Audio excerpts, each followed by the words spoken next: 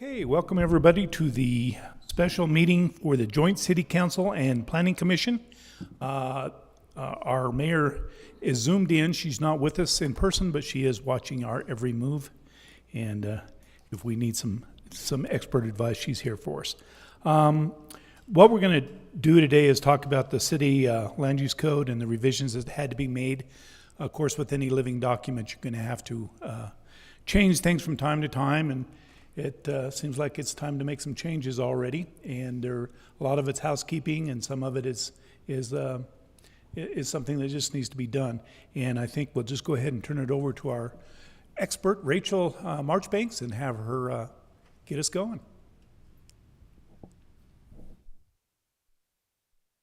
Thank you, Councilmember Sproul. Thanks for coming here tonight. We just hope to get through. We have a lot, but most of it's pretty minor. And Nancy here has prepared a nice memo and then the actual red line document. So I'm gonna turn it over to her. Thanks, Rachel, and thank you all for your time tonight. I think it's gonna be valuable. I do have two different deals we want to go through on the code. The first are the minor changes that we've discovered when using the code. We've already run those past the code committee, and we wanted to run them past this mixed group here before we dive into the public meetings. I'm going to try and rush through those a little bit because the second part of the work session is about some code amendments that the state is requiring, mandating, or incentivizing. And we want to go over those with you, get some direction, hopefully then dive into preparing some of those amendments.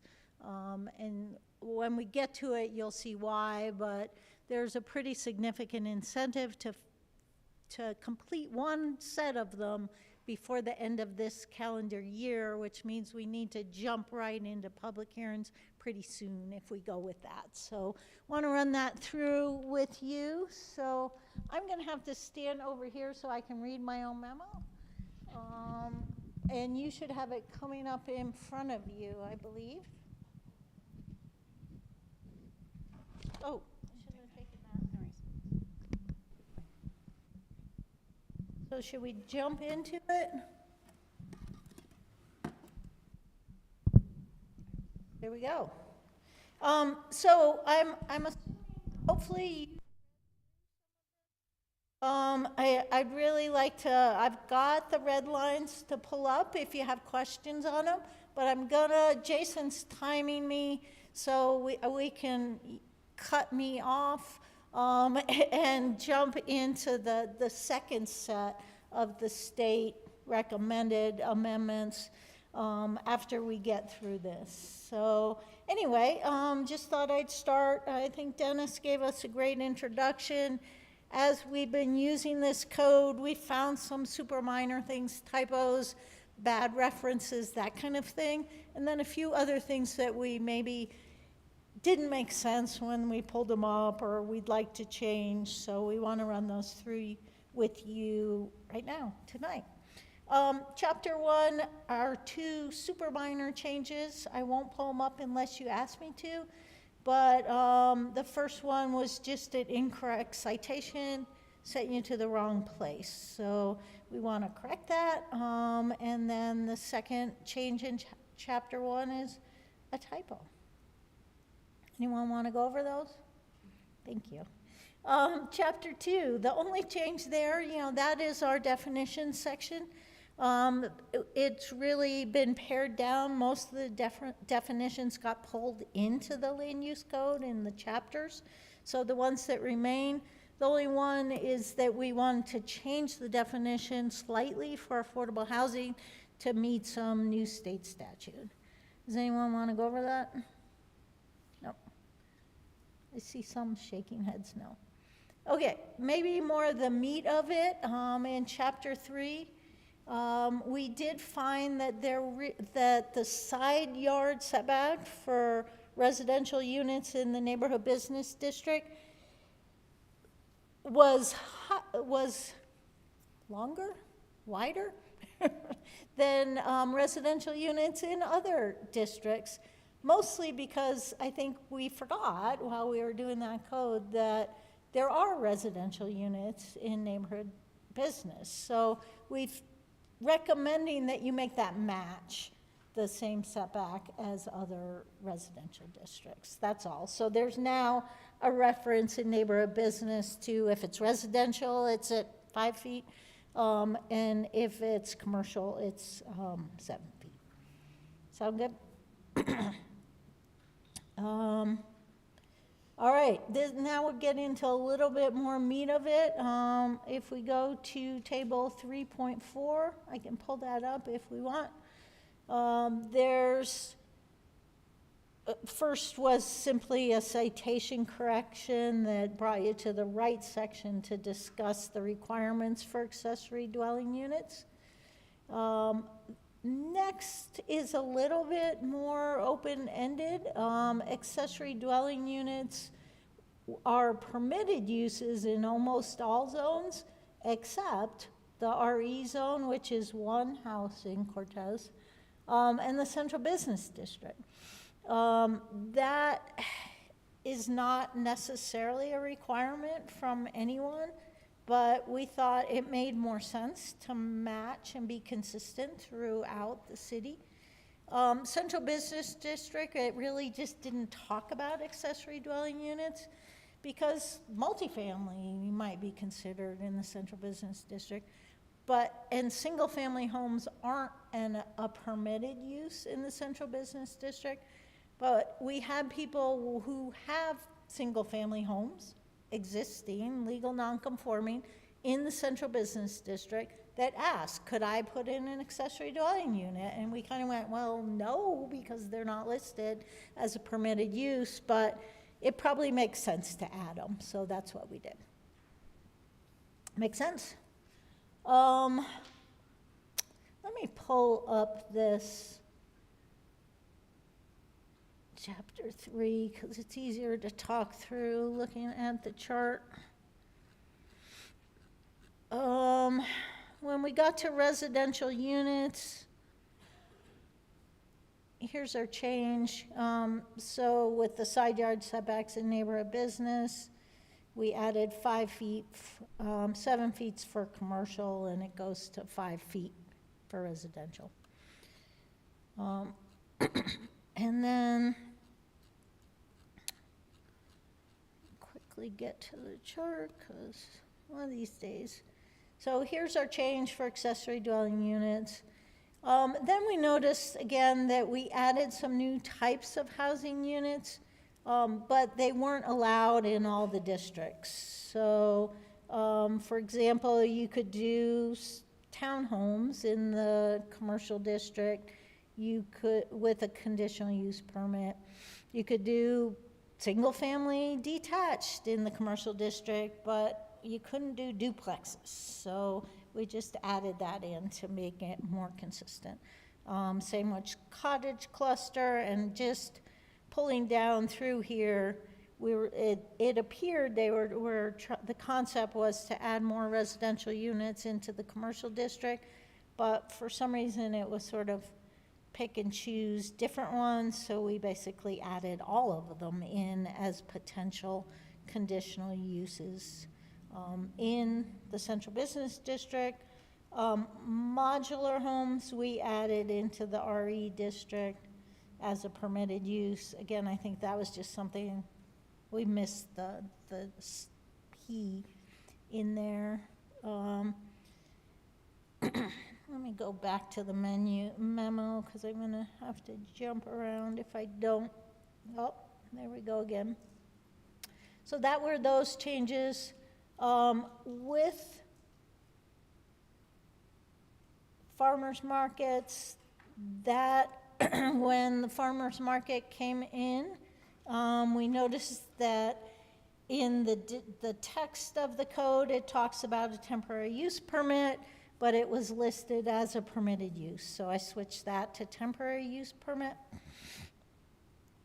And then while we were going through that, let me go back down here.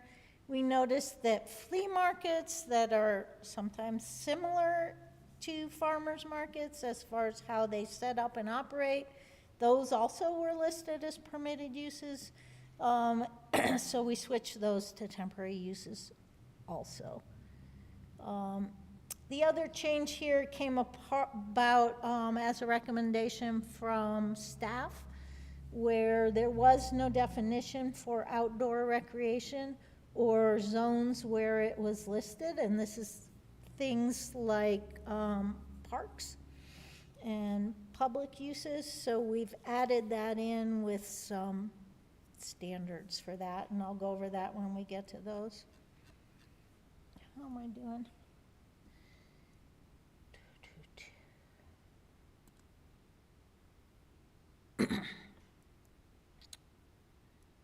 Okay, so as we keep going there, we move on from the table to the text.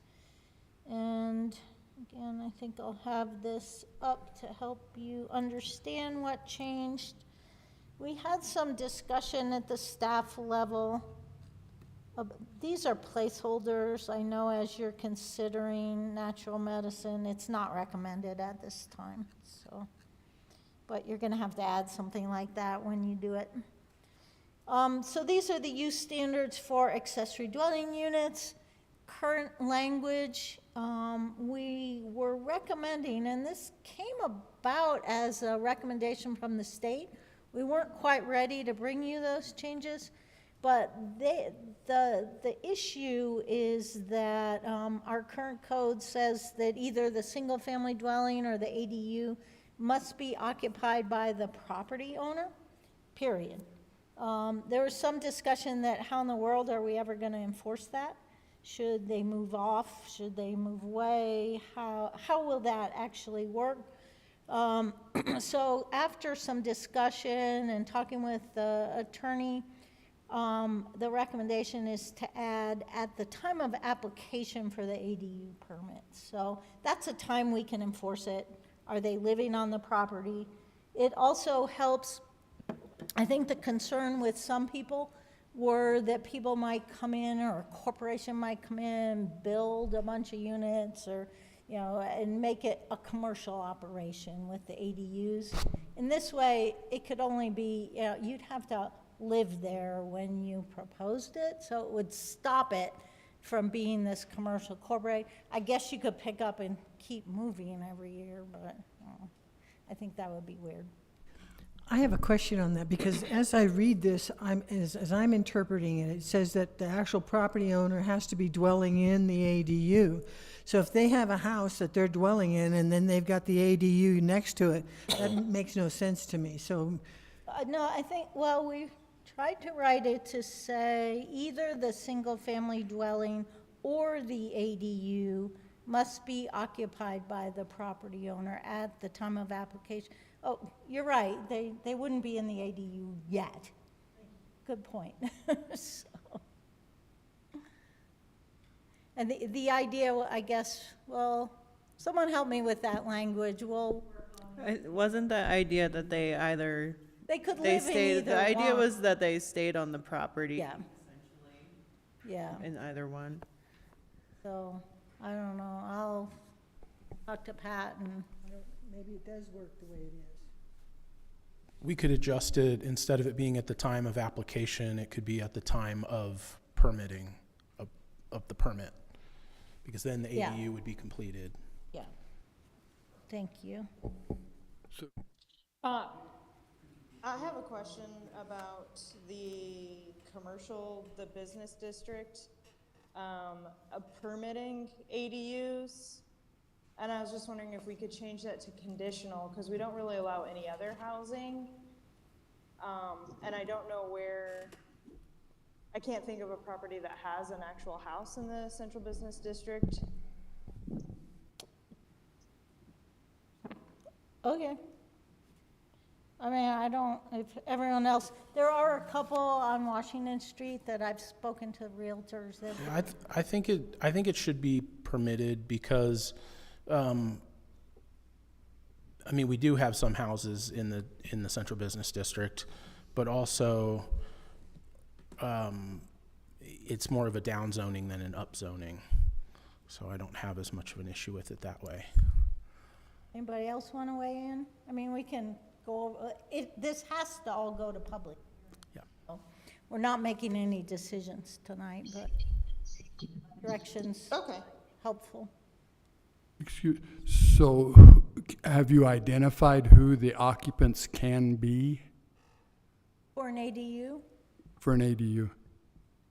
at the time, no. I mean, do you mean like, does it have to be anybody? or-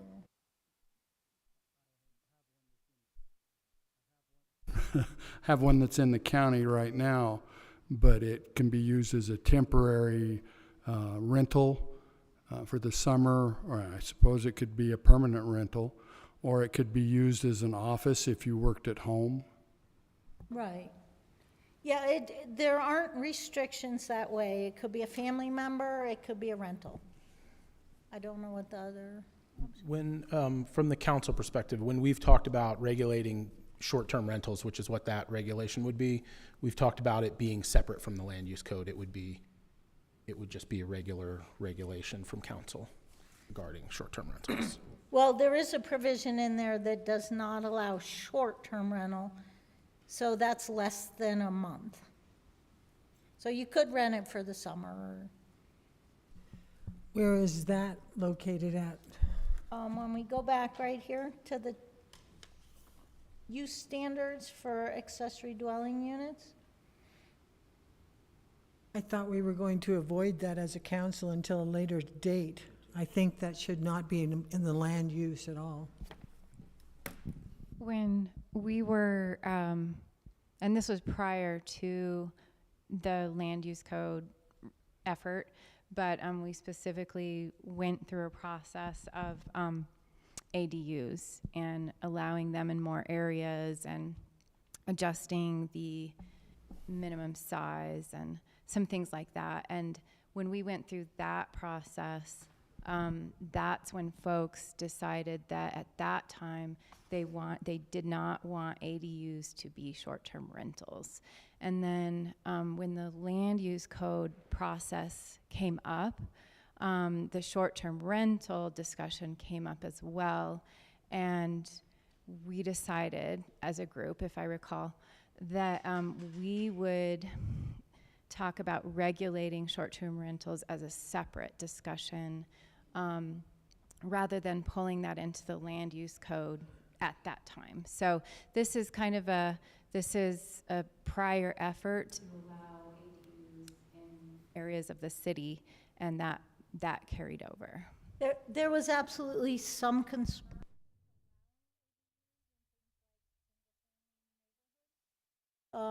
In part to get past some of that concern that some planning commissioners and city council members had. We talked about, well, if it's another rental and not people coming and going every week, it would fit in that residential R1 type character better. So it was somewhat of a compromise, but it did get in here into the land use code. No, thanks for that refresher, Rachel. That it's coming back to me now. Also, I think Commissioner Freihofer's other question was, could an ADU be an office space, like a personal office space? So Yeah, you wouldn't be forced to rent it. I mean, you could just use it for your own use, But it- reserve it. it wouldn't be a commercial use, so. Right. But for your home business or an art studio So, or whatever. If- My home business is, and what if I wanted to use it as my real estate office and meet clients there? I think as long as it met the home occupation standards, so you didn't meet too many, you weren't too successful, it would probably be fine. Okay. How's that sound? So I'm still not clear on this being in the land use code and not being a short-term rental issue on the council level, on a different level. So you're saying that you want this in the land use code? It's currently in the land use code. Okay. And it's a holdover from the prior effort. Like, it was kind of an effort that we had made prior to rewriting the entire land use code, but we went out to the public, we had conversations with P&Z and council, and came up with a compromise because there was a concern of people living, next door and to, people coming and going constantly. I understand that. I'm opposed to it being in the land use code. That's about all I've got to say on that, but I'm totally opposed to it, and for the reasons that were already stated. And that I do believe that there is some community input in this that we have not heard as far as this goes. And it's a hotbed issue all across the nation. And I think by putting it in the land use code, we're setting a standard, or keeping it in the land use code, which I did not realize it was in. I thought it was out, but I wasn't looking for it specifically. And I just think that's the way I stand, so. Yeah, if I could add, when the committee met last year to look at issues related to the land use code amendments, we made a concerted effort to avoid addressing hot button controversial issues because we didn't want to tank the adoption of the new code because one issue was extraordinarily controversial. And there was a lot of discussion that short-term rentals was an issue that needed to be discussed, debated, public input, outreach, and that sort of thing. And it would be a hot-button issue. So I think the consensus of the committee, and I believe the council, the planning commission, the council ultimately determined that that would be one that we would leave out of the discussion. I don't know that it specifically discussed whether it would be a land use code provision, but it certainly was determined not to be something that we wanted to insert in the new land use code at this time. And that's why it's not in there. And again, it'll be one that as Commissioner Randall mentioned, or Councilperson Randall mentioned, that it'll require a more comprehensive public outreach and review before any possible regulations would be adopted. Yeah, I'm fine leaving the ADU definitions and regulations where they are for now. I think we did put a lot of work into that to get that up and moving because it was a gap that we needed in the community because there are people wanting to build ADUs or already have them up and running. And we had a lot of discussions about saving the short-term rental discussion for a separate time. So that's something I look forward to diving into when we further down the line. And I would agree with you, but by leaving it in, we're leaving it in. So I don't mind about the ADUs at all, but by leaving this provision as it stands, with the restriction to a month or whatever, who's going to enforce that? Let's say I have an ADU and I have a sister who's building a house and she wants to stay in my ADU for X amount of time. Who's going to enforce this? Who's going to pay attention to this? And is she my sister or is she my cousin and technically not family? I just think it opens a can of worms by putting restrictions in there that we're not willing to enforce at this time, and that haven't been fully vetted with the public on the level of the short-term rentals, because We did a lot of public vetting for the ADU discussion. We had multiple meetings, we did outreach. It was an extensive discussion. So that's why I'm taking into account all of that, and I'm totally fine with leaving this how it is. I think it took extensive time of the council and staff, and really it came down to a compromise. And just like everything with the land use code, it can be enforced by code enforcement. Okay. So does anyone else? No, I guess, Lydia, I would agree with you. I think we've gone through that process and we've had those community meetings and everything. So I'm fine with where it's located right now. I agree. when we were discussing this, I think the big issue was the neighborhood. We don't want somebody renting out a place for 3 days and then having somebody else come in and rent it for 3 days and having new vehicles all the time. And that was one of our main issues about the short-term rentals. Yep. Okay. I understand there's concern. We're not adding anything in about short-term. Well, I would just say, for the sake of time, like you mentioned, Nancy, we're not making decisions here tonight. We're just going through this process, and this is going to be brought up at a public meeting where, we can hear those appeals if there is any.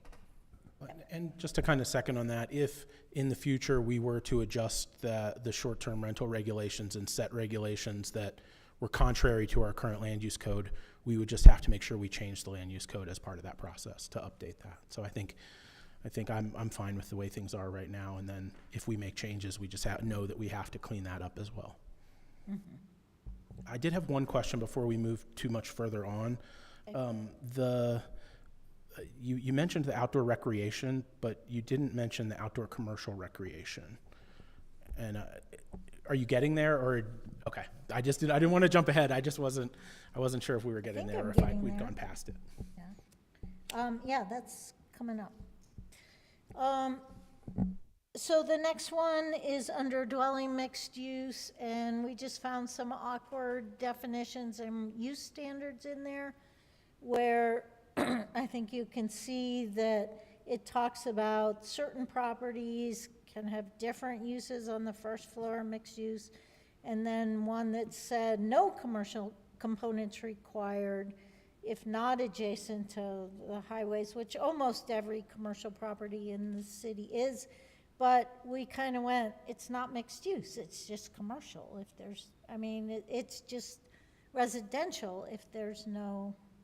Anyway, we felt like that cleaned up the definition. Then the next one is outdoor recreation. And at that point, 6.5, adding it in only because someone asked about, I think Creighton asked about where parks allowed, and it didn't really speak to them. So we wanted to add that definition and make sure that they're in there. I might have just put myself past it. Here we go. So we did define outdoor recreation. It's very, very general. When we first proposed it, we had types of parks and playgrounds and those kinds of things mentioned. At the code committee's suggestion, we kept it very general. It is defined for the public, open to the community. We fooled around with it, but we don't have an outdoor commercial recreation definition. I started one, but people are concerned about that. Isn't outdoor commercial recreation in the code? I don't think so. We're checking.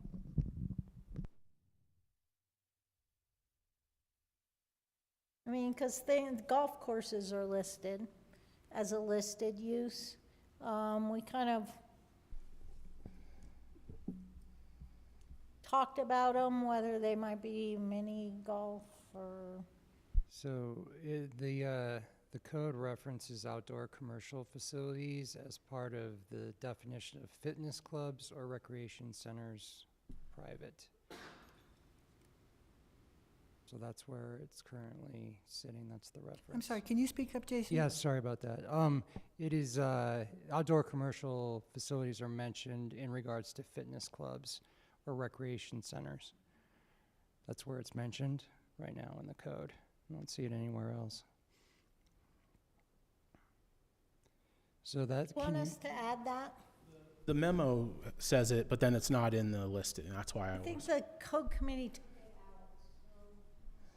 If those activities would be covered under fitness club and that's relatively permissive, I would be okay with that as long as that is what we would do. Okay. I mean, I just know that all ages recreation is one of the things we regularly hear from community, that there isn't enough, and if we're making it so you can't develop that wouldn't be great, so. Just clarifying. And then the last one to talk about were flea markets, where we had standards for farmers markets, but we didn't have standards for flea markets. I just felt like it made sense to repeat the standards for farmers markets for flea markets. I also did, this is me, took out indoor flea markets, because to me, those are antique stores, or, you know, I didn't really understand why they needed a separate category with separate rules. If anyone can make me understand that, I'll put it back in. Okay, so that was it for chapter 3. And I think, as we said, and as the more this code gets used, the more likely we'll be back with some similar type changes. We really hadn't used the subdivision or the landscaping standards yet, but we figure things will come up that we'll want to clarify or improve as you go forward using those. Okay. So chapter 5. Site development standards, there really isn't much changing in here either. There was a standard that stated that all off-street parking must have a driveway. There's a minimum of 20 feet, maximum of 40 feet. Remove that, and I'm simply referencing section 5.03, which is the standards for driveways. The reason for that was the statement was, it was repeated, redundant, and it was wrong for some types of driveways, because not all driveways need to be that wide. So took that out, and then, or recommend taking that out. And then when we get to the signs, and this one got a little controversial with the code committee. But there is a requirement in the sign section that says only 50% of a window can be covered with signs. That somebody came in and asked, and they were suggesting that only 50% of their windows in the building, and we believed what that meant was 50% of each window. So we just wanted to clarify that. Forgive me here, but why is that important? How much of your windows covered? I mean, it's your window. Downtown, you know, the purpose for windows downtown is to attract walkers by, looking at the merchandise, and make it an attractive downtown. So that's important. In the commercial district, you know, it's mostly drive-by, so that's a little different. But it was already in there saying 50%, and we didn't know how to interpret it, so we were just. I think there was some discussion about safety issues, and that law enforcement, by covering the entire window with signage, law enforcement had less visible access to the property to determine if something was improperly going on inside the business. I know, I'm not sure who brought that up, but I know that was one of the discussion points. So, and you can see it's a super minor change. It already said 50% per window, if that's okay. All right, and then the bigger changes come into chapter 6, which is administrative procedures. And these, again, kind of came about as people were applying and we were trying to use the code. The first one being that We wanted to match the readings for a zone map amendment, that the others where it's an ordinance and there's 2 readings, no hearing at the first one. So that's your first change in there, really just a clarification. A bigger change, but not really, it's just something that was missing, as you'll recall. Kind of towards the very end of the code adoption, a provision was added for a minor deviation or an appeal or an exception to the land use code.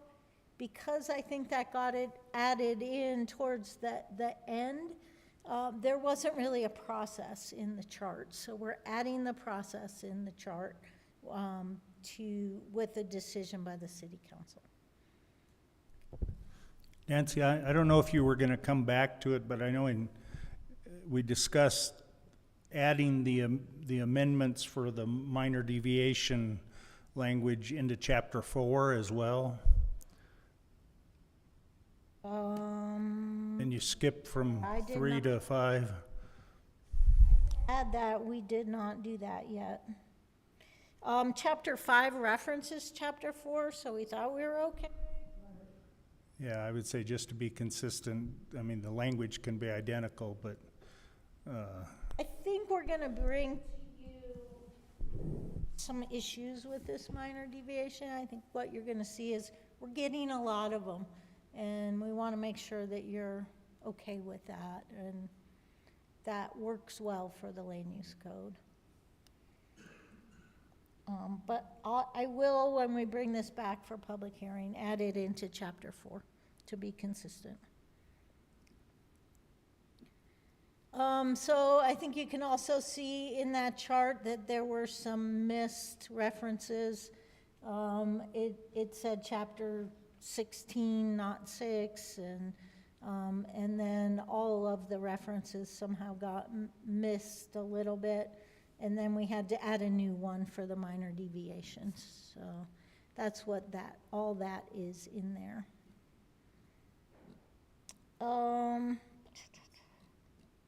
Just some clarifications in here. As we've seen, I think lately we've been having some issues with incomplete applications, sending them back again and again to try and get them complete. As part of a process I'm going to talk to you about in 5 minutes.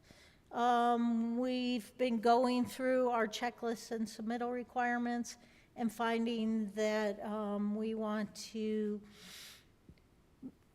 improve those checklists. And as part of that, I wanted to make it clear that it could be on a checklist, but it might not be necessary. And the zoning administrator could waive any of those submittal items if they're not applicable to the application. I think you'll see coming up here that we've added a few in. Again, this next change is that to clarify the process, that the zoning administrator will review an application, provide comments from whoever has reviewed it and provided comments. And then a requirement that the applicant shall revise and resubmit the application with appropriate changes to address the comments. We've been going through that with a couple applications lately where they're submit, say, engineering reports that don't meet the standards. They have to go back and change them. And so before it gets to you, there's been a lot of back and forth. And we wanted to make clear in the code that was the correct process. Just to go back one, can you give an example of a requirement that would be obviously not needed in the submittals? Can you wait and I'll go forward? Sure, that would be fine too. Thank you. Let's see. So these next changes in here were process again. Historic designations, we don't use the word landmark anymore. And we found that there was no direction as to how long you had to notice those for, so we made that match everything else. Annexation, it did have per section 60317, which then referred you back to this table, and it didn't give us any direction for that either. So we've clarified that. Let me see if I'm getting down here to submittal items, and then I can show you some examples of where we might want to waive something.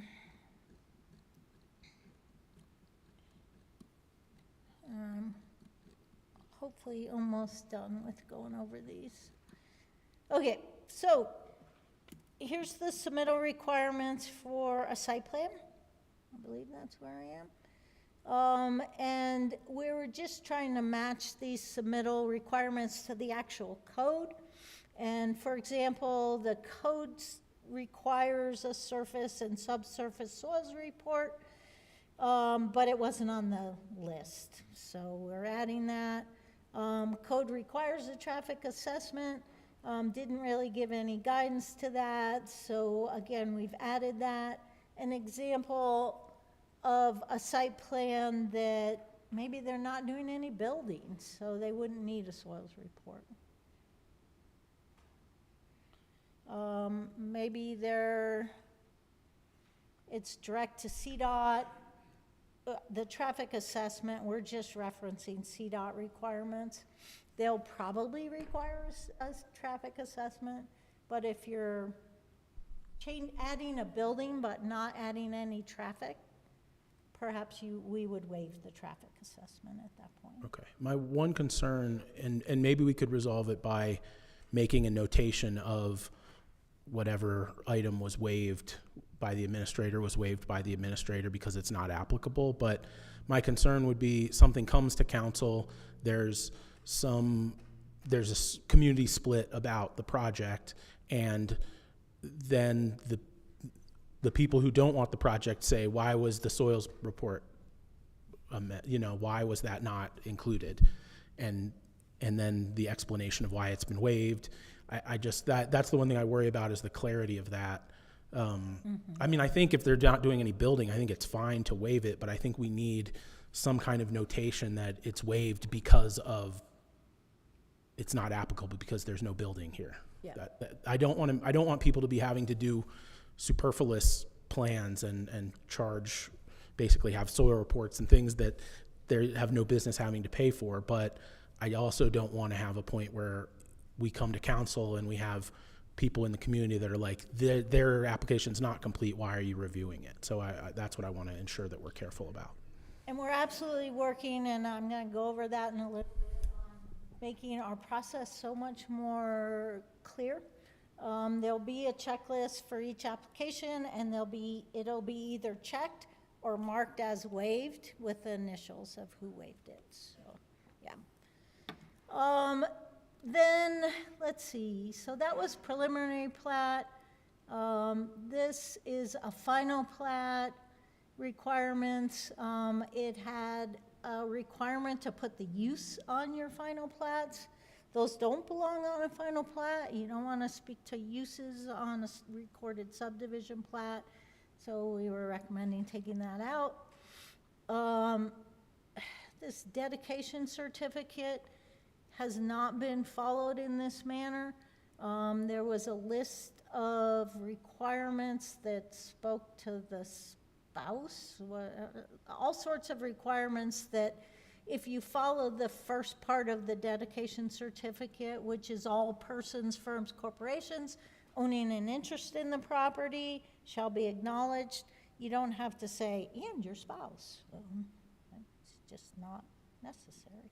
So we're just eliminating some superfluous, I can't pronounce that language on there.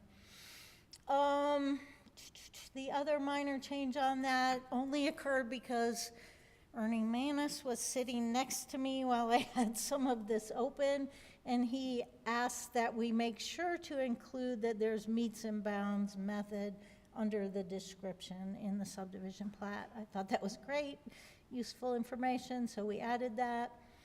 Approval certificates, for some reason they were referencing the planning commission when it's the city council that would be signing those, so we're correcting that. construction plans, we wanted to make sure they mention streets and roads.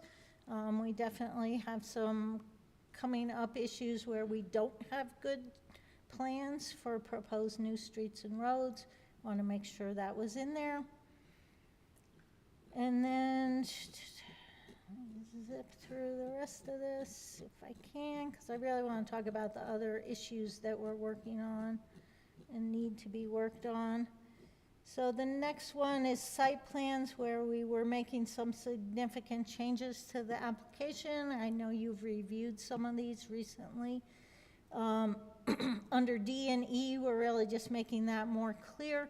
We really, if you have the location and dimensions of existing and proposed structures and signs, you don't also need the layout and dimensions of buildings.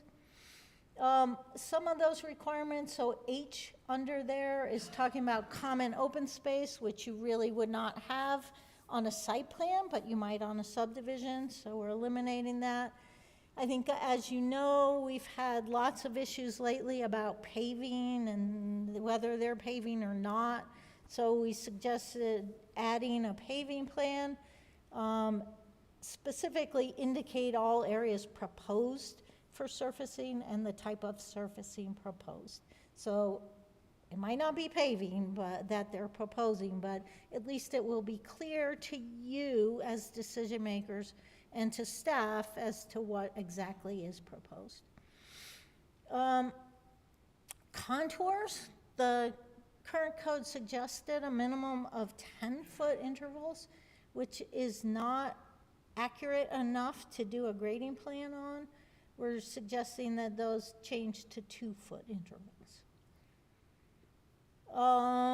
Eliminating the lots or plots, that would be for subdivisions. Add in any proposed storage areas with screening, again, if proposed. Eliminate some of those other subdivision proposals, areas proposed for dedication, parks and parkways, school sites. Those would not normally be on a subdivision or on a site plan. And then ask for a utility plan. I think we've added in a lot more information on what should be on the narrative, again, because we've had trouble getting good narratives out of applicants that you're able to make a decision based on. Number 5 there, add grading and drainage plan. It just said drainage plan, although the code actually does require a grading plan, and we've had issues again with grading. And then adding back in, again, the traffic assessment, following CDOT criteria. Almost everything really that's commercial requiring a site plan is going to access directly onto 160 or 491. So that's what we've got. And those all really came about as we were putting together better checklists for our applicants, realizing that the code wasn't fully consistent. Oh, there's my 45 minutes. And that we also dealing with some of the problems that we've had in getting good applications that you guys can make decisions based on. Okay, any questions on that?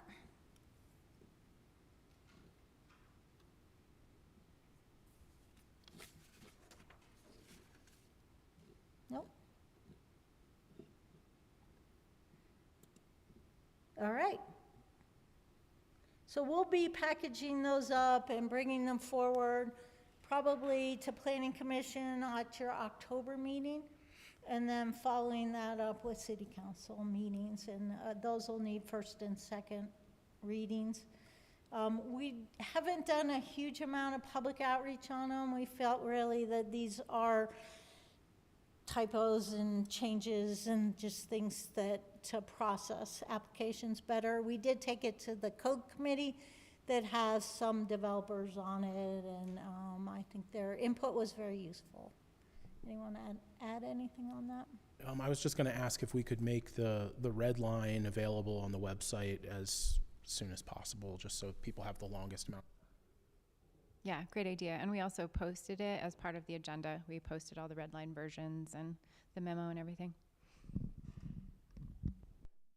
Okay, This next section of the agenda is really for, this is sort of a first review for anybody, okay? We haven't vetted it with anyone yet, but there are some requirements coming down the pike here from the state.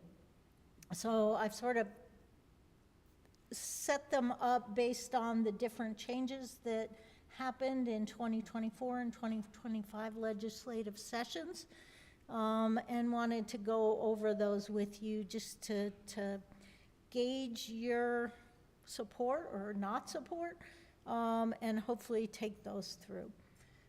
So the first one, we're already compliant with. It's the definition of family and residential occupancy levels. That's House Bill 24-1007, so we don't really need to discuss it.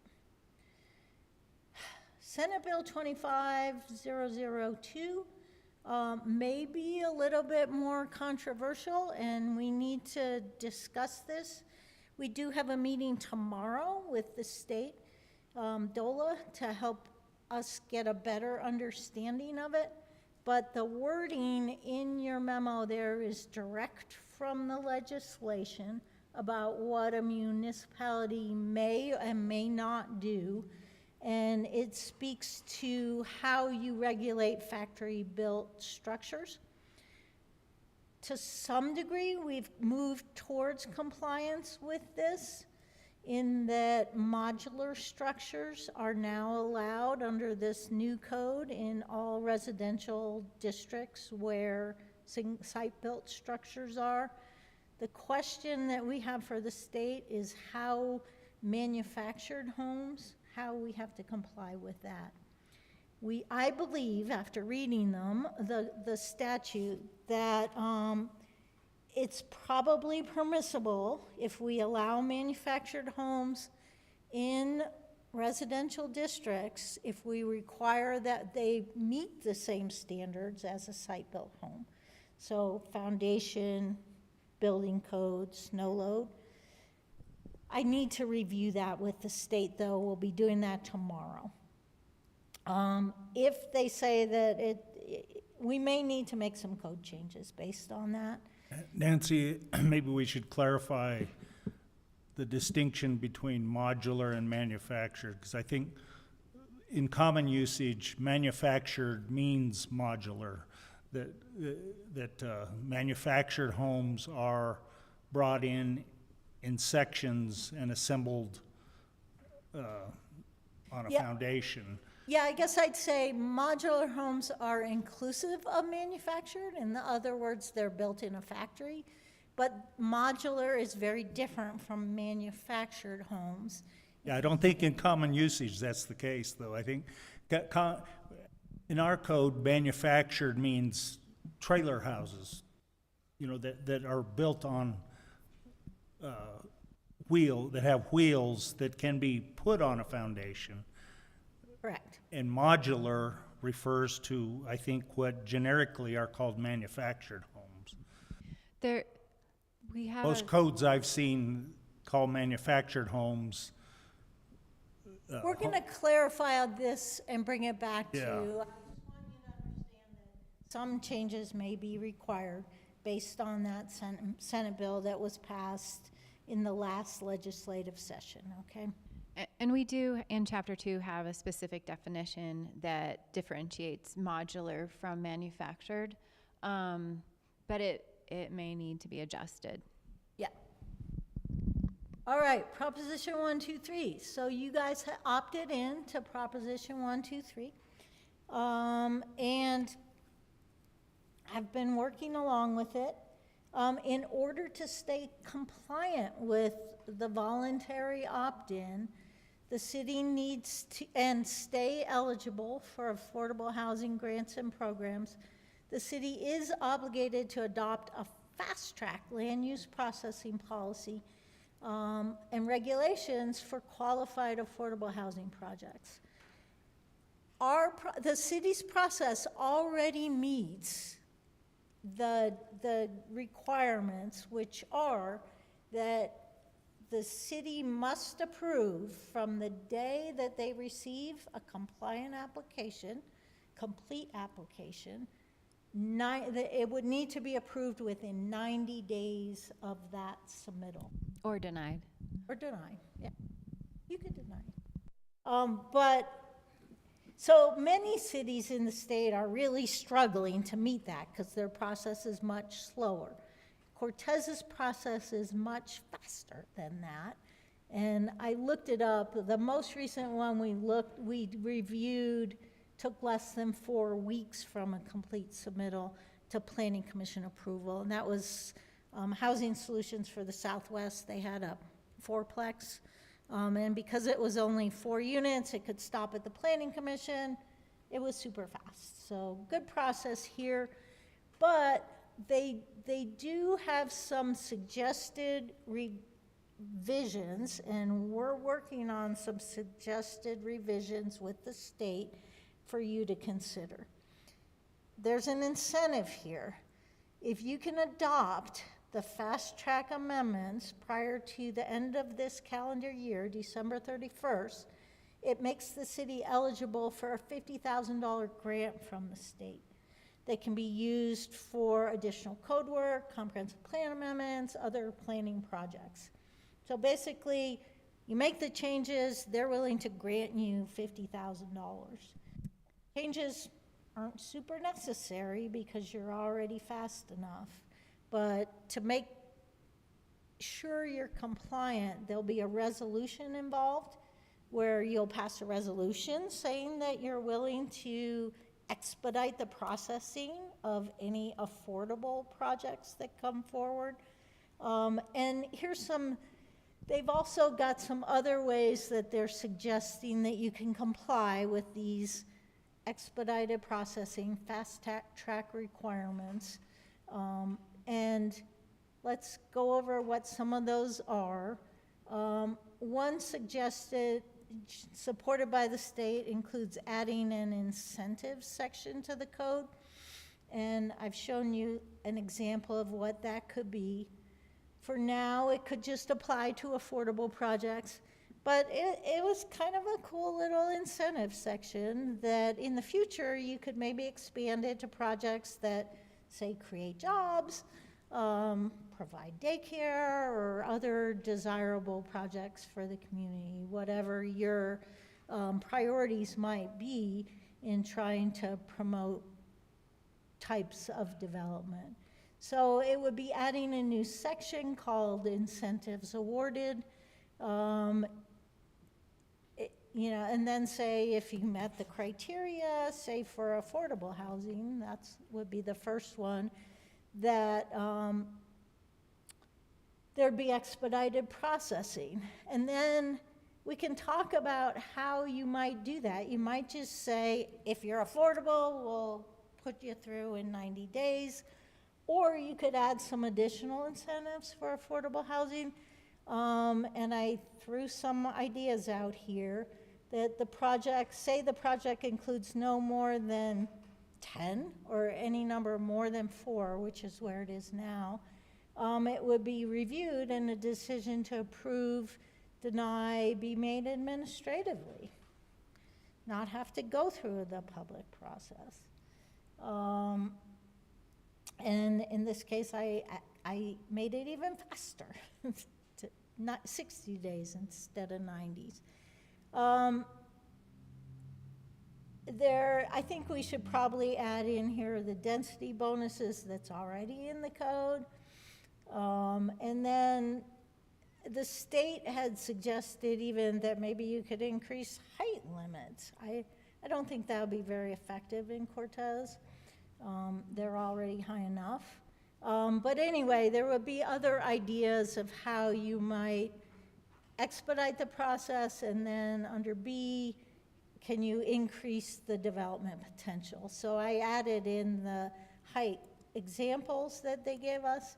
After talking with folks here, I'm not sure that I'd even recommend the height increases because nobody's going to go that high around here.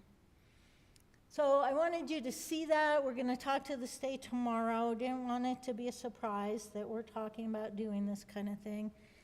Along with the code amendment on the expedited process, we wanted you to know what your staff is also working on, that the state actually does support as Prop 123 incentives and best practices, and they did suggest improving and simplifying your application forms. We've been working hard on that. I think they've got them all drafted up now. They look nice. Improved and more comprehensive submittal checklists. I think that's what you saw in the code amendments, is as we worked through that, we were like, oh, the code's kind of wrong, so let's get those submittal checklists to meet the code. I think we're going to do a simple graphic that shows how people walk through the application process.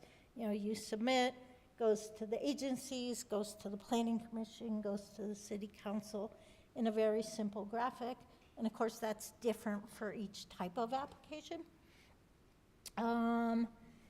Other possibilities and best practices that the state suggests for affordable projects might be to put them as a priority on agendas. It doesn't seem like your agendas aren't huge, so I'm not sure that's much of an incentive, but you could put that in your policy, and it might help you with getting grants in the future. And then another thing that we've talked about and that could be done for an affordable project, given that your planning commission only meets once a month, you know, if someone submits at an awkward time or just misses a deadline, they have a much longer wait. So the question then would be, if it were a high priority affordable project, could you talk about setting up a special meeting maybe halfway through the month so they wouldn't have to wait the full 4 weeks? So that might be something you would see in a policy agenda on that. What am I doing for time? Then I wanted to go through another, since I was going through all the new legislation, I thought we'd preview some of the other things that are coming up through these latest sessions. Senate Bill 24-174 requires housing needs assessment. The city just did a housing needs assessment, but it's not fully, it's now required. Before it was optional. And it's not fully compliant, the one that was just done. But the city, as I understand, is participating with Southwest Council of Governments on another assessment that will meet the requirements. So that one we're gonna be fully compliant with. Senate Bill 24-174 is housing action plans. Again, this is now required for Cortez. The staff does not believe that the recently plan fully meets requirements, but this can wait until after the housing needs assessment to adjust the housing action plan, to see what the housing needs assessment has before revise that. City is submitting that existing one to DOLA for compliance reviews, so that can get cleared up. Is there state funding around those new requirements, like the housing action plan? You want to go? If there is, it'll be through a planning capacity grant. So that is something we could apply for if we wanted to, if we needed support to do that. Lisa, you have something? Yeah, at the city council meeting last week, we approved a letter of support for the Southwest Council of Governments to apply for some money from the state that the state is providing in order to meet these requirements. So it's not a totally unfunded. It's pretty close.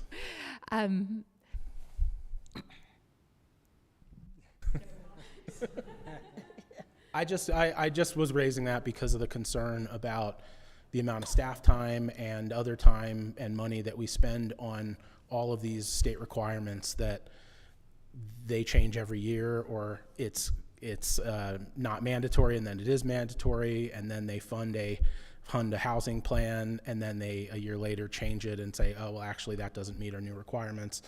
I just have concern about us jumping through all those hoops and without registering some protest about you're overstepping your bounds, and you can't pass these unfunded mandates and just expect municipalities and to just do them. So that, I guess that's what I wanted to raise there.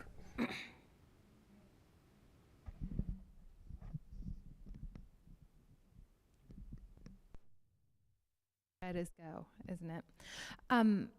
So we are very grateful that Region 9 and Shack Powers have really taken a leadership role in getting the entire region and getting a regional housing needs assessment done and doing a lot of the automation. But yes, this definitely is a, if you ever get the opportunity to talk to Shack about how he feels about that, you know, I encourage you. But we are working with the regional governments and Region 9 to make it as painless as possible. And I'll just add quickly that DOLA just released the guidance for everybody on the Housing Action Plan requirements on June 30th. So we now have at least information from DOLA on what they expect to see.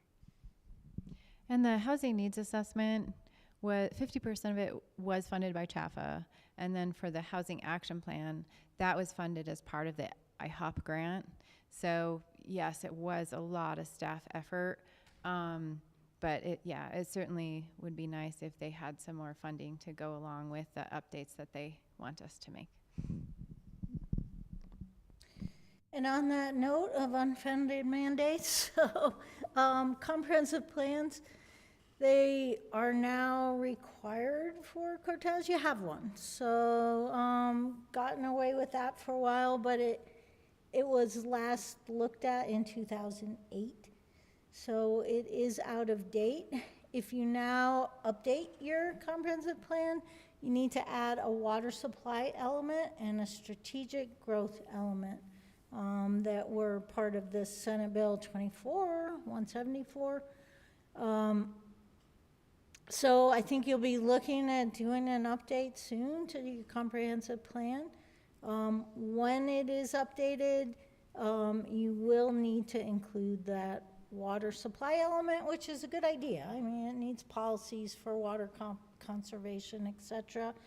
And the strategic growth element, which again, I don't think that's, I mean, many of the provisions in the current plan meet the intent of that. The city really prioritizes infill development, and all of that is supported by these new mandates. So, but expect that to be on Jason's work plan soon, because, yeah. And then I added in House Bill 24-1152. I'll maybe let you read through that. That one is optional for Cortez. If you're interested, the state is looking for communities. I think that they're calling supportive ADU supportive communities. If you want to be one of those, there also are some money available to help support those. Some of that actually can be made money available to homeowners to build an ADU. And we did go through that 2 years ago, process to really liberalize the regulations to encourage more ADUs. I think we've had one since then that was built. So really, although we tried very hard to make it more available to more lots in more types of neighborhoods and zone districts, still people aren't building them, probably because it's super expensive to build an ADU. Some of the state's funding might be available for things like pre-approved plans for an ADU that you could have ready and the city could hand out and say, you don't have to hire an architect or anything, here's a plan you could build. And also I understand there might be money available for some of the infrastructure construction required. Like tap fees, things like that. Yeah. But that's if you choose to become an ADU, a supportive community. In that case, they may get involved in your regulations and what you're allowed to do. And we're almost there. It seems like a lot of these that we put in place and we're tired, like the ADU, there are a few adjustments that would need to be made, but that's something that you guys would have to decide if it's something that we'd want to do as a community. What's on the memo says that cannot require parking or owner occupancy with limited exceptions. Do we meet a limited exception, or would that be a sticking point for us? I think parking would be a sticking point. Well, I was thinking more the owner occupancy than parking, because right now we require Well, to either live in the ADU or in the main house. yeah, the state allows it to be. So that's kind of what raised that issue. So you can require owner occupancy at time of application. You can't require it ongoing. Oh, okay. I don't really know what their reasoning was. So we really don't know what's coming with this for sure, with HB 20. What we do know, Okay. and I put some of that in there, Right. and the things that I thought might be a concern, because parking was a big concern with ADUs when we took it through. And they don't allow you to require extra parking for the accessory dwelling unit. What they're referring to then when it says subject jurisdictions, what is a subject jurisdiction? What does that mean? What are they looking at right off the bat? Oh, yeah, so I put that language directly from the statute in there. You are not, Cortez is not a subject jurisdiction. So this would make the city of This is Cortez, optional, if we yeah. participate in subject jurisdiction. Because in there it goes on to say that you can't, it talks about ADUs having to do something with the homeowners associations too, and that homeowners associations wouldn't be allowed to restrict ADUs, which I think is an interesting concept, because here we're sort of making this set of rules for everybody, and then we've got homeowners associations that have their own sets of rules on what can happen to them. So this is saying that they might be able to negate that? That's what they say. Now, like I said, and I want everyone to hear out there, Cortez is not a subject jurisdiction. So you can do what you want with ADUs, regulate them how you see most appropriate for Cortez. If you decided you wanted to follow the statute here that other Front Range type communities are required to follow, there might be some incentives from the state. I thought that the HOA one wouldn't be a requirement. I guess I'm wrong. The language in the statute, which I just cut and pasted, it says requirements in the law also apply to plan unit developments and homeowners associations within the subject jurisdiction. So, yeah, I don't know how you do that, but I guess you can do it. Yeah.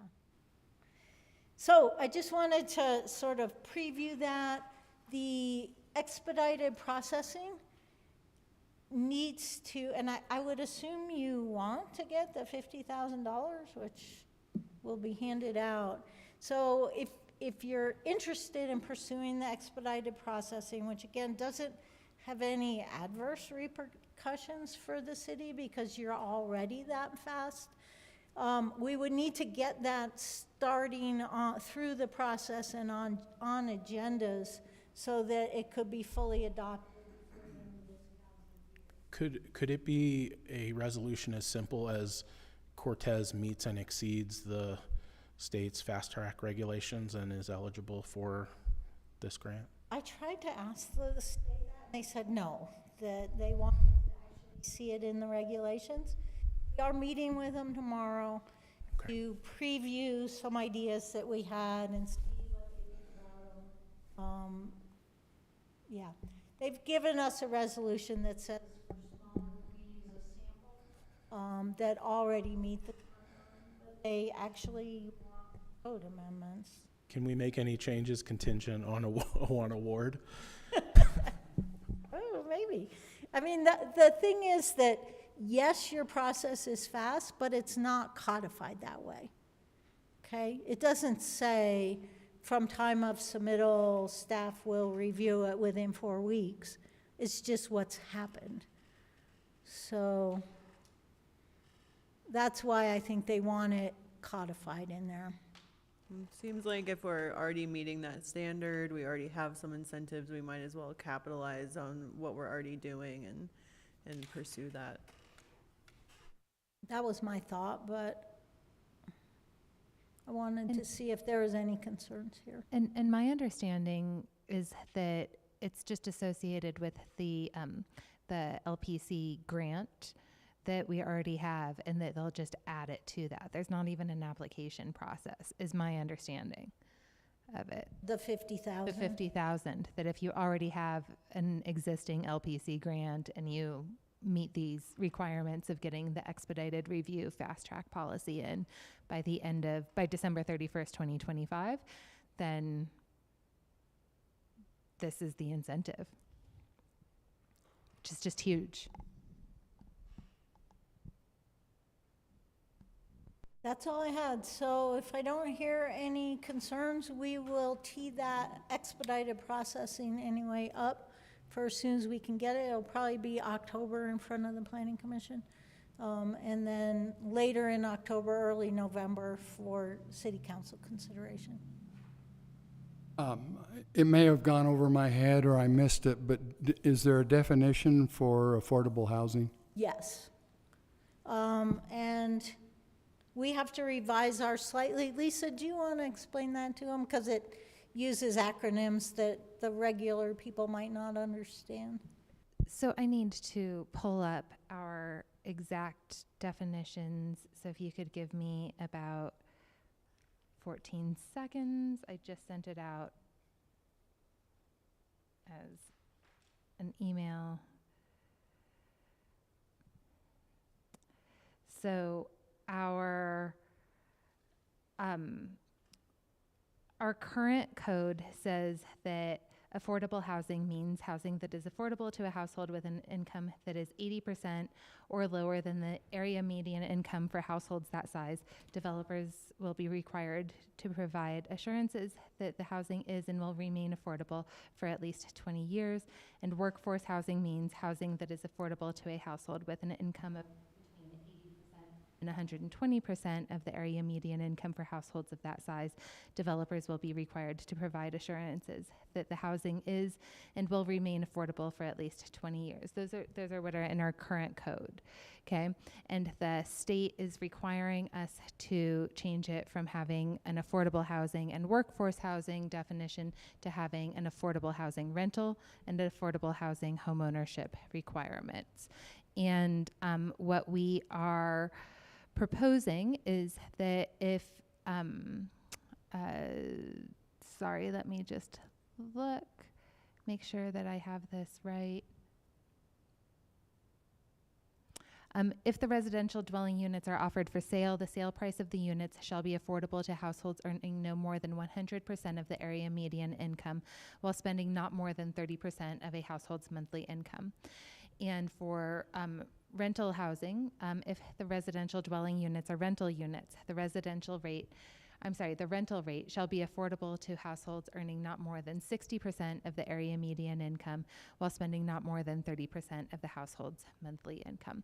And those are what the state requires, the 60% threshold for rental and 100% AMI, and AMI stands for area median income, and it's by household size for homeownership units. Is that definition in the current definition in the land use code? It is.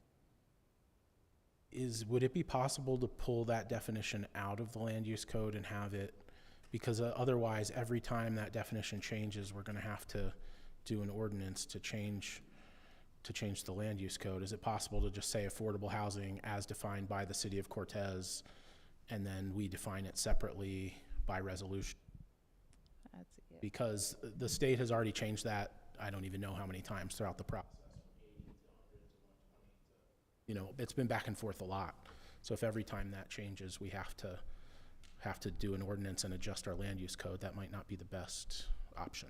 Well, we originally added this definition because we have some language in the code that allows for a denser development. It's called a density bonus, and we had to really define what affordable housing meant to Cortez.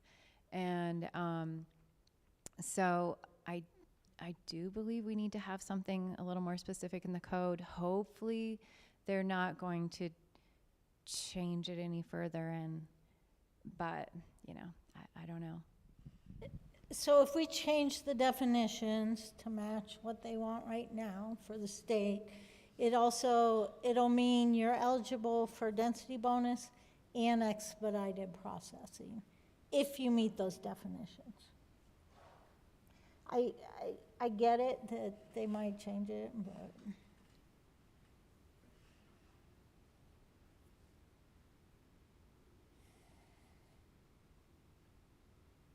Okay.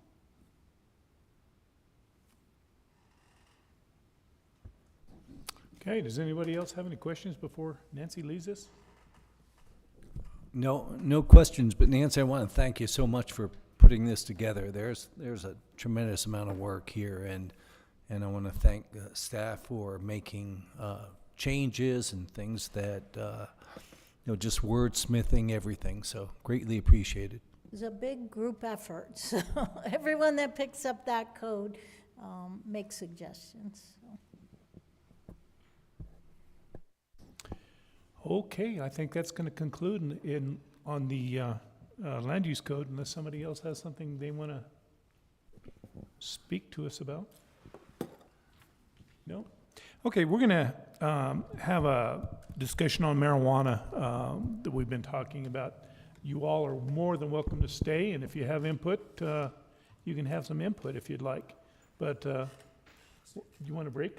Okay, let's take a 5-minute break, but if you guys want to stick around, you're more than welcome to stick around.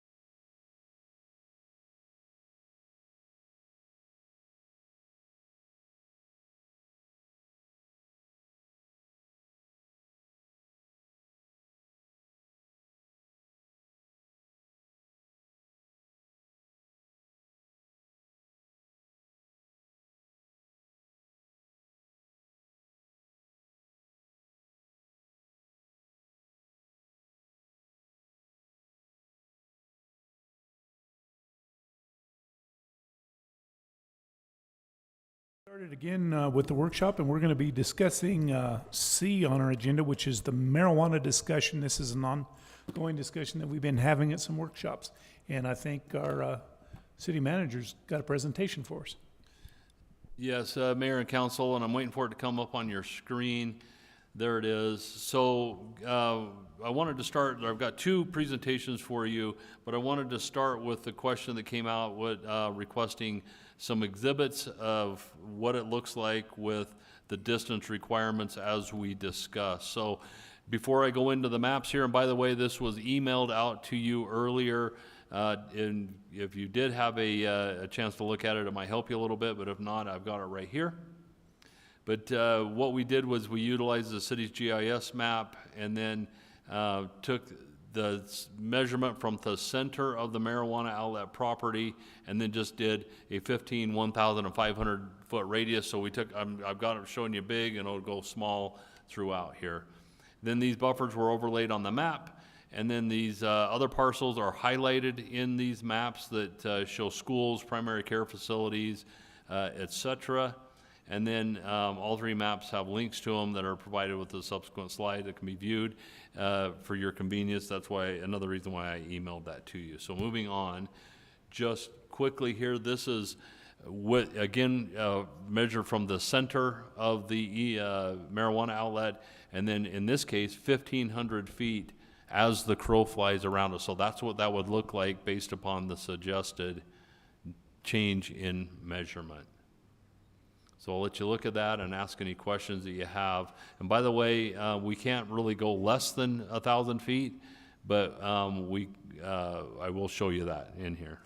Any questions on this before I move on? We are at 1,500 now, currently. Currently, but it's not measured as the crow flies. This is just as the crow flies away from the center of the property. How it's measured now is from the front door of the property, follows the path that that a normal pedestrian would take. So for instance, let's use up at the top there, the herbal alternative up on the hill. If you'll recall, the road does not come directly straight off the hill. In fact, it goes back north for quite a ways and then hits Lebanon, and then you would come back. So theoretically, and some of those properties down below it there, based upon that 1,500 foot rule where the pedestrian would go, you'd go up and then come back down, and you're literally right below it, and within, you would be able to do that under our current regulations.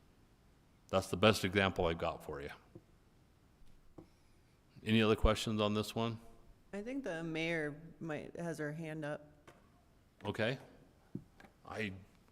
She's muted right now. Okay. I just saw a hand come up. Yeah, thank you. Okay, I apologize if we weren't clear enough last time, but my understanding was that these buffers were gonna be drawn around the school properties and the daycares, because those are kind of the anchors of what determines where a shop can go, not where our current shops are. Granted, other new locations, you know, there is a measurement affected by where another one is located. But this is just showing us if the current ones would be in compliance or not based on these new measurements.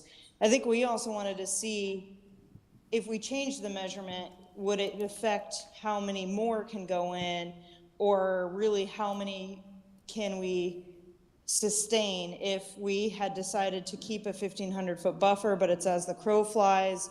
It would show us how many would still meet that requirements, because say only 5 of the 7 that we have do, then that means we can really only have 5 unless there's another location that is available. But chime in if I had a misunderstanding of our last conversation. That's not what I had before. I'm not saying I didn't misunderstand, but I understood we were trying to look at, you know, as the crow flies from what we've got there. But if we want to do this, it's going to be a little difficult, I think, and you'd probably know better than me. But for instance, Montezuma Cortez High School, we would have to go basically all 4 corners around that and there. So I think we were just trying to show off of this, like, you know, what the highlighted areas are where that automatically overlaps now. We can come back with something different, but, and I'll be honest, I'm not quite clear on what we're being asked. I guess this is what I thought we were asking for, is what's been provided from where their current outlet is located, and then looking at various distances. Yeah, I feel like this is just part of the story. This is definitely relevant information, because we want to know if we're going to change the measurement, you know, or if we're going to change how it's measured, and, you know, as the crow flies versus street walking. This is, you know, based on where shops are located, where if another one could be located in an area, if it falls outside these circles. But we also need the data of around school properties, because when the rule says from the boundary of that parcel. So we just need another data set of doing these same buffers around the polygons, or the parcel boundaries of all these yellow properties. But we wouldn't need that data until we had a potential application. I don't know that we should be doing due diligence for the industry to specifically say things can go here and they can't go there. To me, I think this shows me, it shows me what 1,500 feet is. It shows me where the identified schools and daycare centers are. I think I can draw the conclusion I need from this, but I don't know if the rest of council can. You know, looking at this, when you sent this the other day, the first thing that popped out to me was we've got we've got 4 currently that wouldn't be compliant under the 1,500 foot rule, and I guess that really bothers me. Any comments on that? I guess then I would advocate for the 1,000 feet if we're going to change the measurement here, or the way we measure the distance. I would agree with that. I really like this type of measurement, and I would absolutely agree 1,000 feet would be more appropriate. But I like this way. It is not as arbitrary. I mean, it's just, it is what it is.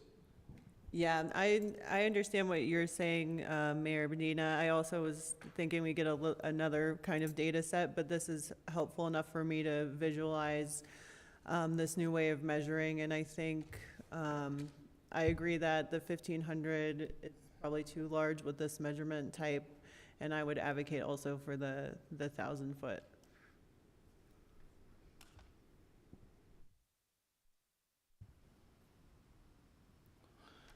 Okay, speaking of 1,000 feet, I move forward to the next slide. That's what 1,000 feet looks like. And under the state law, remember, we can go more restrictive, but not less. So in our case, we can go up to 1,500 feet. We can't go below 1,000 feet in this case. So it appears, using the 1,000 feet model, that there are room for other stores to possibly open.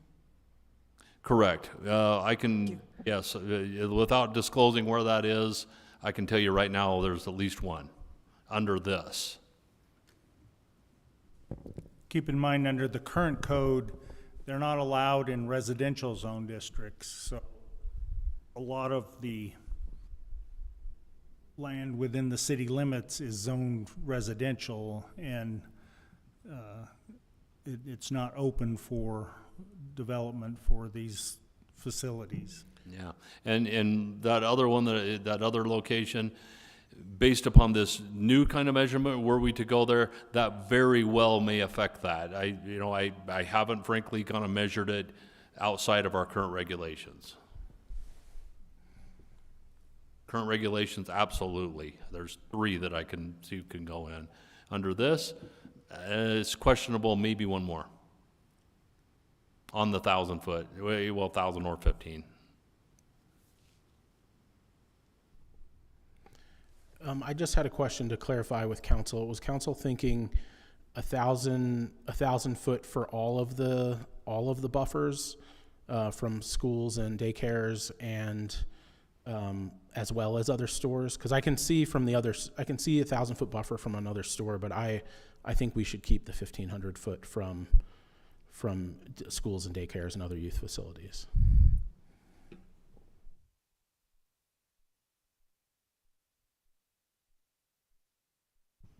Just for ease, I think the 1,000 foot, it works just fine. If we're keeping it away from schools, why? Just so the kids don't look at it. They're going to look at it anyway. They're going to see it. So I like the 1,000 foot, and I like the aerial.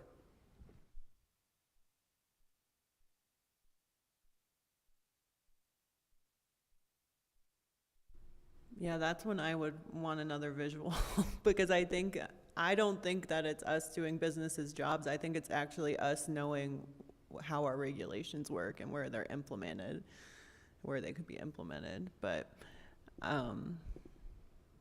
yeah, I'm also fine with just 1,000 overall.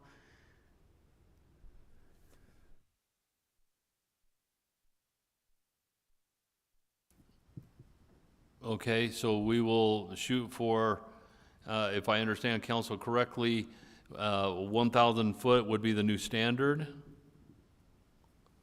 with, as suggested, measurement center of the marijuana parcel, and then a circumference around that.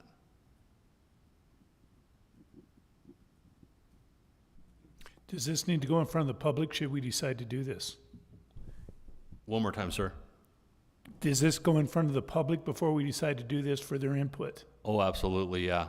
Okay. Yeah, we would come next, after tonight, and if we even get done tonight, we'll come back with a draft ordinance, just like with the natural medicine, so that not only you get to comment on it, but we're hoping for, community input as well, and perhaps business input, Great. you know. Perfect. And there would be a formal public hearing on second reading as well. And that's what I'm referring to, is that public hearing. But there, council can grant more, and I honestly, on something like this, I say we do. Now, just to clarify, you want 1,000 foot as the crow flies, showing what's there now, showing the 1,000 feet from the facilities. You also want 1,000 feet from the boundary of any of the schools, is that correct? I think that's what we have to have, isn't it? Don't we have to? I guess so you mentioned before that you would put a point on each of the property, like corners, essentially, is what you were You'd visualizing? have, Because depending, some of them have so many, like they're not Yeah. just. yeah, it would be a ton around, Yeah. all of them. You wouldn't need that to do in GIS. There's a tool that just creates a buffer, an even buffer around any shape. Okay. Now, and I'm assuming you also want it to be limited only to the zone districts where the facilities would be allowed. Correct. Okay. So I just want to be sure that I'm clear on this. So we're taking it down from the 1,500 foot limit as per a pedometer from the property line of this current outlet to the front door of a school or whatever. And we're taking that and we're changing it to 1,000 foot radius from the center of the front door of the outlet. Is that what I'm hearing? So we're going down from 1,500 to 1,000, and we're going to make it a circular reading instead of a pedometer. Is that- Yeah, sort of. Let me clarify the way I understand it, and maybe council can correct me as well. So no, the front door has nothing to do with it anymore. It would just take whatever parcel that is. GIS will say, okay, here's the center point of that, and then we'll draw a 1,000 foot radius around it, which would look just like what you've got right here. And then if that radius crosses a restricted thing like a school park, primary, anyway, all those that are in the code, then that would not be permitted. Well, I think what you were saying, this is for the business ones, you have a centroid on the property and then the 1,000 feet buffer from there, but for the schools, it would be just a 1,000-foot buffer from the property edge, which you can just run as a tool in GIS. It wouldn't be like a bunch of different, the way that works in GIS. Right. So for instance, on here, look on your map of,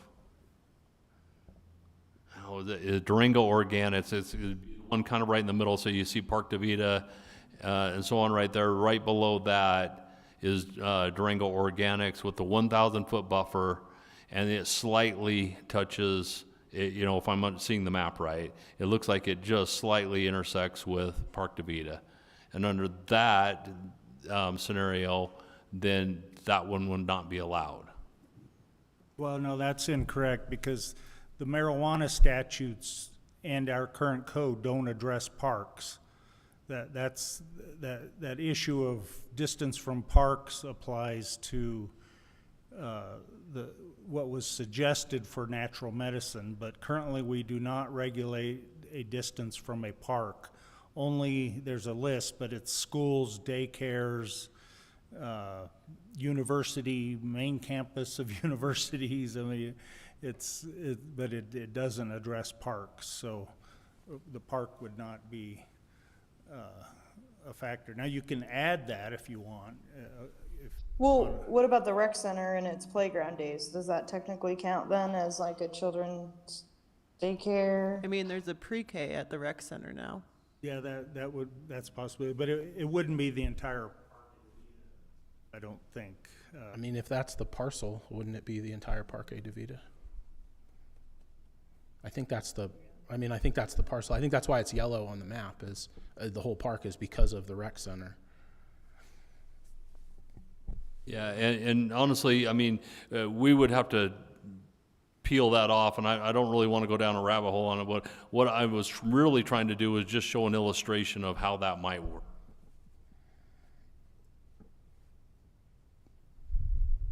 So I think it's very interesting that the point of all this exercise to begin with, if I'm correct, was that one council member wanted to ascertain how many more dispensaries we could have, and wanted to, quote, limit them.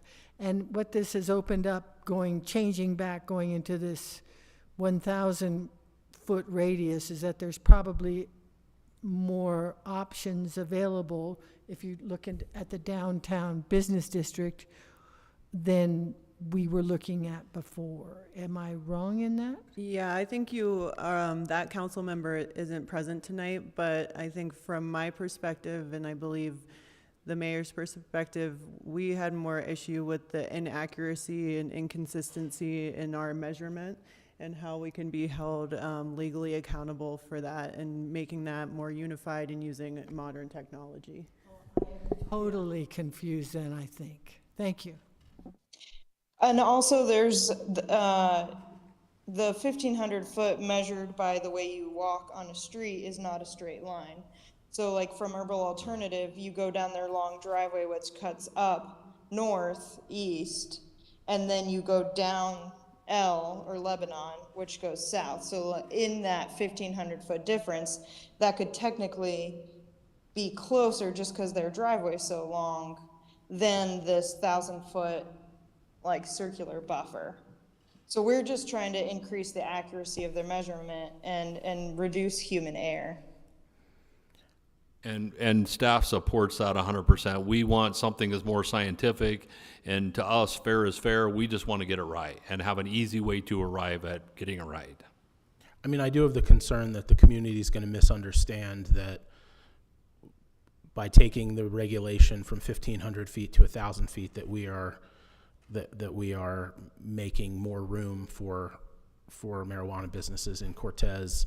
I don't know how we're going to communicate that, but that's part of why I think we should keep it at the 1,500 particularly for the schools and childcare facilities.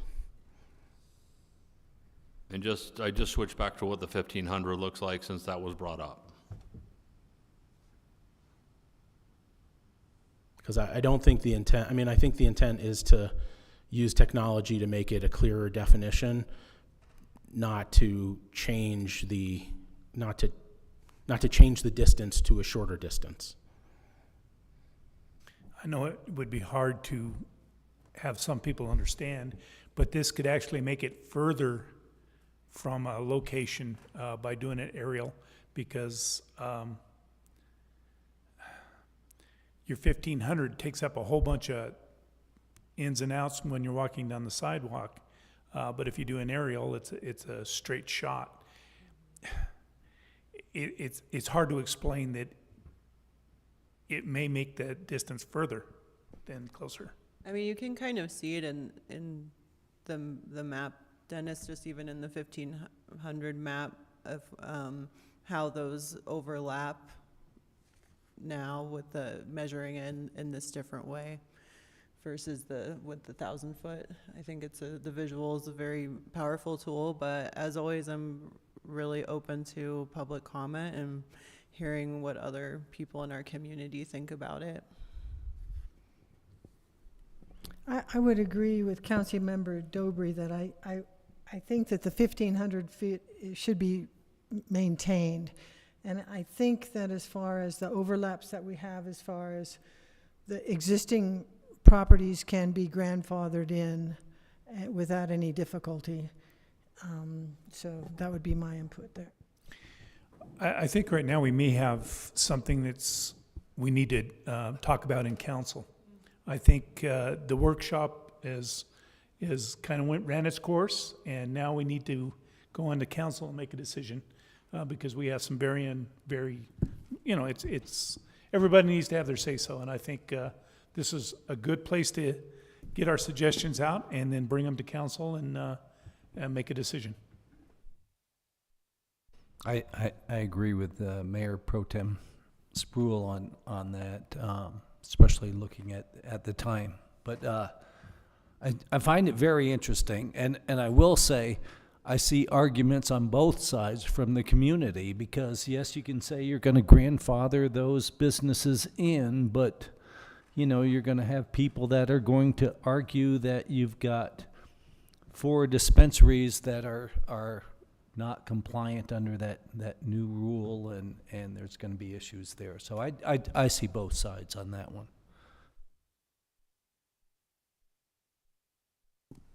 Well, I make a suggestion that you put it together and bring it in front of council, and we'll hear it again and discuss it. We'll make that happen. Do you want that as a first reading ordinance or as a draft? I think we ought to do it as a draft and let us hash it out a little bit more. I think there's going to be some good suggestions come out of this, and I would refer to the mayor who's listening in too, that she would love to be in on this as well. And Mayor, do you feel that this is the way we should go? Do it as a general, not a draft, or a draft, not as Yeah. Okay. Sorry. Yeah, thank you, Dennis. I appreciate that. I think it'd be good because it sounds like we're kind of split on this measurement, and I think it'd be good to have Matt there, or Councilmember Kiefhofer, have me there, and just finally iron this all out and vote and hear from the public. So thank you. Can I bring up one other thing, since we're talking about marijuana and we're trying to collaborate as much as possible with the natural medicine as it would come into play? And you mentioned that the distances to parks is not included in our marijuana. Is that something that we want to talk about later? Or because what I'm hearing is that a lot of this kind of overlaps, and it would be good to be as consistent as possible, and I don't know that I have an answer.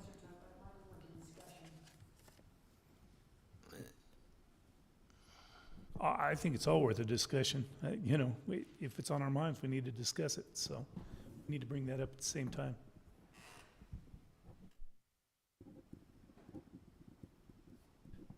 Okay, unless somebody has something else. Well, we got one more topic on here from last time, and it was signs. But where we're coming back, if it's the will of council, maybe we just talk about it then. It's up to you guys. It's now 8 o'clock, and that's the time that we budgeted for this. But we are here at your disposal as long as you want us. I would like to do a little bit of talking about it right now and just see where we need to go. If we're all in line step with it, then you have a direction. If not, then we'll open it up again. Okay. Then council, I'll invite your attention to the slide here that we talked about sign restrictions and the takeaways that I got last time. And I've asked our city attorney to come in and give us some guardrails on what we can do within these areas.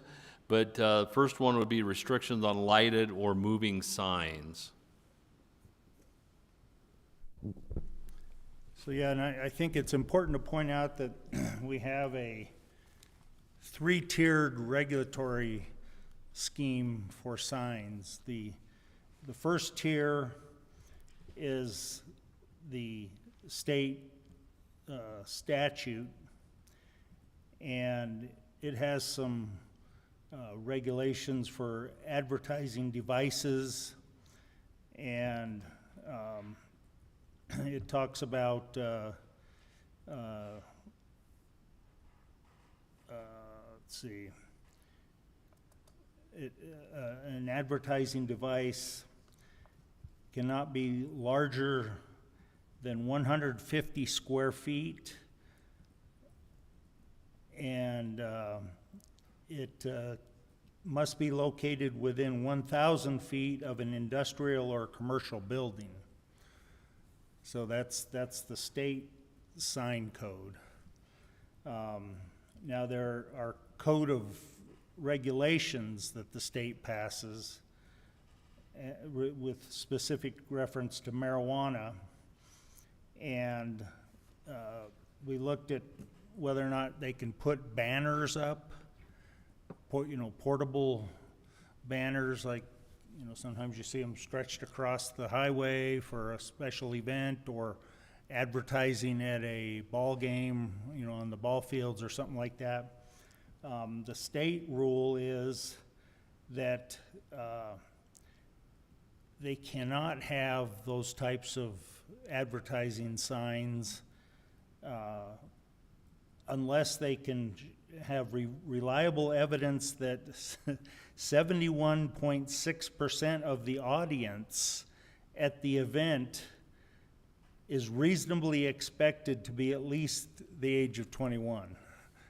So we currently do not allow off-site, off-premises signage, but just wanted to let you know that the state does regulate it. They allow it, but basically you can't put it up at the Little League ball game or something like that.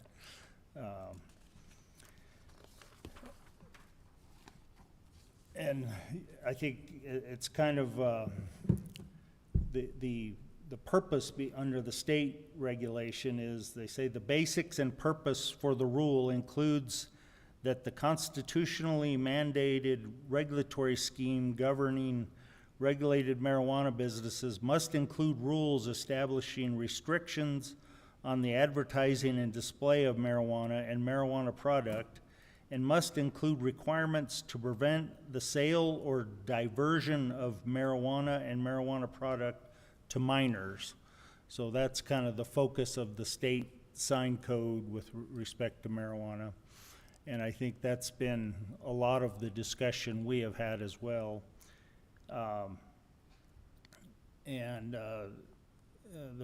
signage cannot include in any form of advertising any content that specifically targets individuals under the age of 21, including but not limited to cartoon characters or similar images. So that's already prohibited by the state. I think we've included similar language in our code. They have regulations on electronic signs, and you can't use flashing, intermittent, or moving lights on your electronic signs. And digital electronic messages in the Cortez Land Use Code are only permitted within the commercial and central business district zones. But we've gone one step further in our marijuana code to just not allow the electronic signs.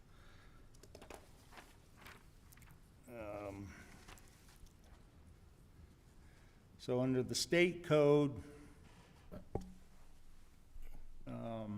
oh wait, we're Mr. still, Coleman, is that in our existing code?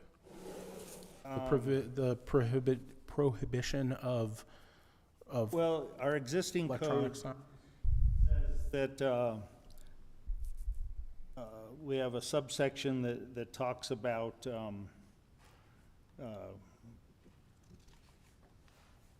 let's see.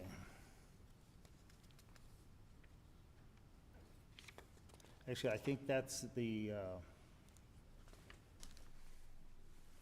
under the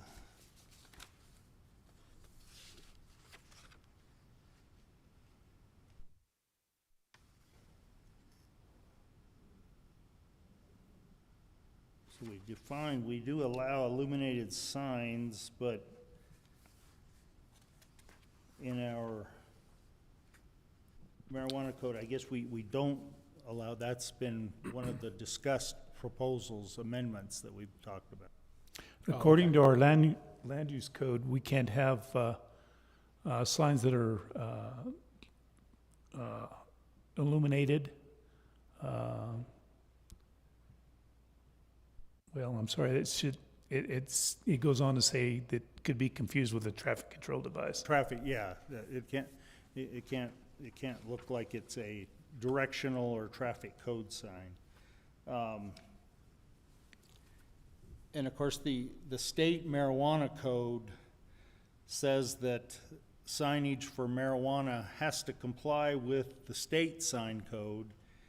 And it also says that they can't advertise on any outdoor sign that is within 500 feet of a elementary or secondary school, a place of worship, or a public playground. So they have a 500-foot limitation on off-premises signs. Now, obviously, I think our direction was no off-premises signage. And in fact, the discussion and debate was whether or not signage could be restricted to only signage attached to a building versus freestanding signage, all of which would have to be on premises. And so that provision of the state code wouldn't necessarily apply to, because I think we're looking at more restrictive. Let's see.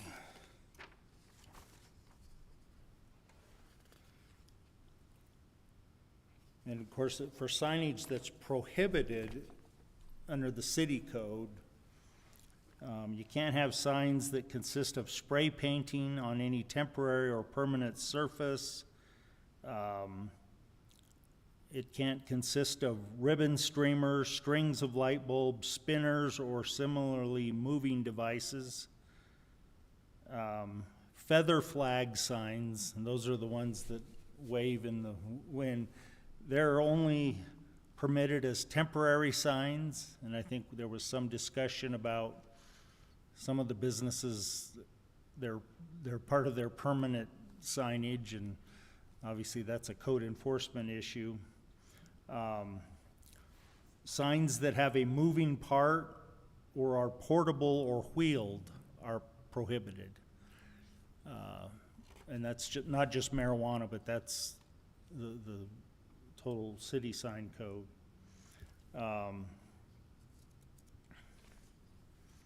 And it's got some limitations on, depending on the type of sign, whether it's a wall sign, a monument sign, a roof sign, or a projecting sign that comes off of the building. And generally what we've talked about was keeping in the marijuana, to the extent we have specific restrictions that are not in the sign code, we mention those in the marijuana code, but we also say that they have to comply with the land use code.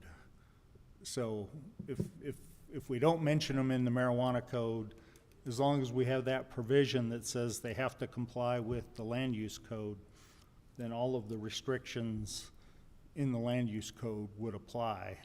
So there's no need to repeat them. And I think mentioning, in addition to the city land use code, that the state sign code and state marijuana code should be, stated as applicable as well, so that we have multiple regulations that deal with that. And then to the extent we want to have a specific regulation on location or size or that sort of thing, then we can incorporate that into the proposed regulation. So does any council, I think what you're asking us is, do we have any marijuana sign restrictions, basically? Is that kind of the question you have for council? Well, yeah, and what we received that indication last workshop meeting when we talked about it, that these were possibilities that council wanted to consider. So we're just coming in with what we think are legal guardrails for that. We're not suggesting one way or another to change the signs. That this welled from council, and we're just trying to respond to what was given to us. Yeah. Now, I would, as I mentioned last time, we have First Amendment restrictions on, and that's primarily on content with respect to any signage, not just marijuana. And it has to be a substantially, the language they use is substantially significant purpose of the government in order to impinge on the content of the sign. And one of the issues obviously is no use of marijuana leaves on the signage, no use of the term marijuana, nothing that would make it more appealable to children, cartoon characters, for instance, and those are all issues we've come up with. I think the one issue that was debated, and I think maybe there was a little difference of opinion on council, I'd like to hear more discussion, is whether or not the signage should be required to be attached to the building. And again, commercial speech has less scrutiny than personal speech. So, there's less protection under the First Amendment for commercial speech, but it doesn't give us carte blanche to regulate whatever we want. And again, the regulations in the case law says must serve a significant governmental interest and leave ample alternative channels for communication. I guess the question I would have is, do you think any of these 6 options or options in combination would rise to that First Amendment standard that we couldn't do them? I mean, I think in our previous discussion we talked about making things less attractive to children, I guess that my question is, can we regulate this or can we not regulate this? Yeah, and I think of all the ones that have been discussed, the only one that I think is questionable would be whether or not the signage has to be attached to the building vis-a-vis freestanding. And one issue that I would throw out there is that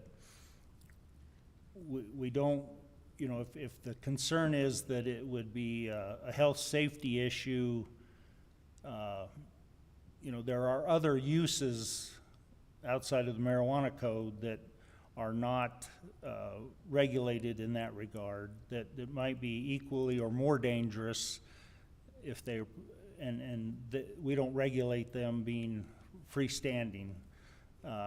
This would be the only restriction in the city code that limits signage to signage attached to the building. And I guess I'm not sure freestanding limitations meet that survey significant governmental interest. I'm not sure what the significant governmental interest is, because the same sign is visible to any passerby, whether it be a child or an adult. So do you need more time to figure out more information on that, and we could come back to that and talk about these other things? Or is that something you feel confident is a no? We've researched it, and we're not able to find any case law. There's nothing in the statute that talks about limiting signage to only signage that's attached to the building. And as far as I can tell, it's an issue that has not been litigated, so there's no case law that would give us direction. And, you know, I think, so it's kind of, we might be the test guinea pig in that regard. I'm not aware of other jurisdictions that prohibit freestanding signs. Why don't we find out from council right now what their opinion is? My opinion is, what difference does it make whether it's on the building or on the freestanding? We have marijuana establishments right now that have freestanding signs, and some of them are attractive signs. So I have no issue with a freestanding sign. So we need to hear from somebody that does have issue with it. I would agree with that. I mean, it's their property. If it's built safely and meets the standards of the city code, then I think they should be able to do that. I would disagree. I think that the reason that businesses invest in signs is because they are enticing. They are enticing to both adult and children customers or potential future customers. And the less visible that they are, the better for the community. I think that there's the reason that signs on posts as large as possible are purchased by businesses is because they're viewed from a much further distance from their establishment. Whereas by attaching it to the building and limiting size, we would be limiting the area in which it's visible. By limiting lighting or motion or any of those other things, we limit the enticability of the sign. That's why I mean that's really the direction I was coming from with even suggesting not allowing them on posts, is that there's a difference between a small cottage shop that has a sign that says whatever, pizza available here, and a Domino's with a 50-foot sign with flashing lights that say Domino's fresh out of the oven. It's advertising, and it's advertising to our community, both adults and children. And we know that we have substance abuse issues in our community, both adult and children. And we know that more than about a quarter of our community are children. So I think limiting the view driving down through our community to children is a benefit to our community. So that's why I think managing and limiting that signage is beneficial. But that applies. Oh, go ahead. No, I appreciate your thought on that, Council Member Dobry. I think your intentions are really great. I would say that we have a really comprehensive land use code that talks about signs and talks about movement of signs and pixels of signs and that sort of stuff. And it talks about the types of signs that we allow. Also, under the freestanding ones, under temporary signs, it talks about the ones that are sitting in the sidewalk and that sort of use. I think between the state's regulation on marijuana signs and what we've got in here, we're covering 90% of what you're looking for, I think, in what's out there, with the exception of a point you brought up earlier, which was the specials and the clubs and that sort of thing. That's one thing I think we could address in our city code that's not addressed anywhere else, which might help close that gap. So those are my thoughts on that. Yeah, and I'll just kind of go through these questions really quickly. I would be for restricting lighted and moving signs for marijuana shops. I don't really have a strong opinion on the freestanding. I just really don't.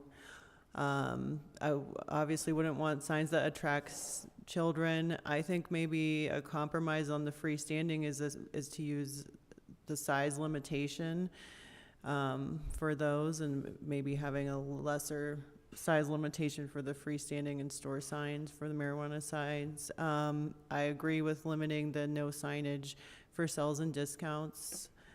Yeah, so, and I'm gonna take a hard 8:30 exit.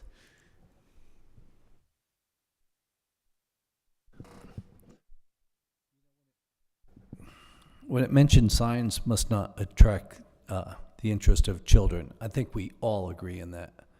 The biggest issue is, what are the parameters?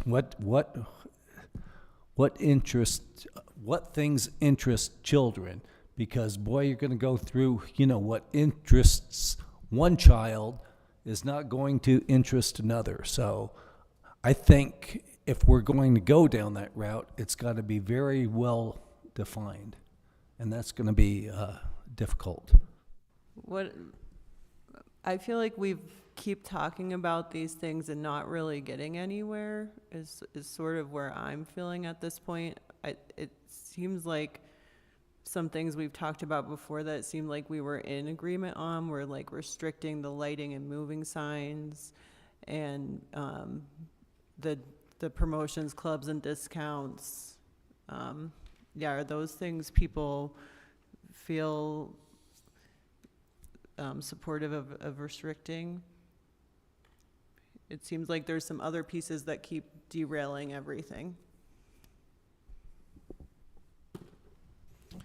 Well, I think it was mentioned that, 90% of this is already covered in existing code. I think the piece about children, I think, is already covered in the state statute there reasonably well. I really think that we're down to two factors here, Council. The lighted signs, I mean, I think we can deal with that pretty easily, but we're really down to attaching freestanding versus attached to the building, and which would already take care of depreciation of existing signs if that we went to one versus the other. And then limitation on signage for sales. I think we can condense it down to basically those two. And I think what we need to do is take a vote on it when we are in front of council, and then we'll make our decision then. Okay. Thank you. We will come in with that. Boil it down to those. Go ahead, Councilor.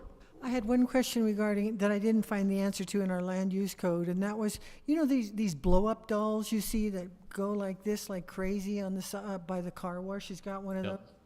I mean, to me, that would be a thing that would attract a kid. Now, I don't know, and I didn't see those addressed specifically in our temporary signs because they don't have a signage on them per se. They're more an attractive. Just wanted to throw that out there as something we might consider banning with.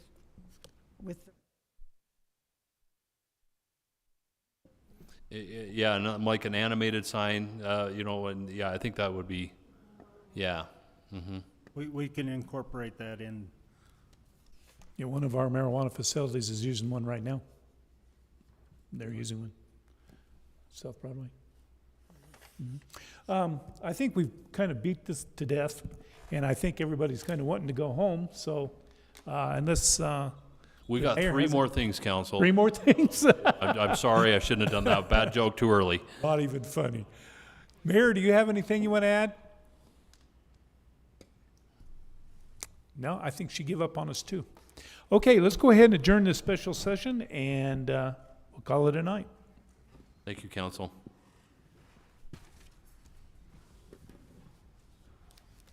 Thank you all. Appreciate you letting me join this way. Thanks for joining.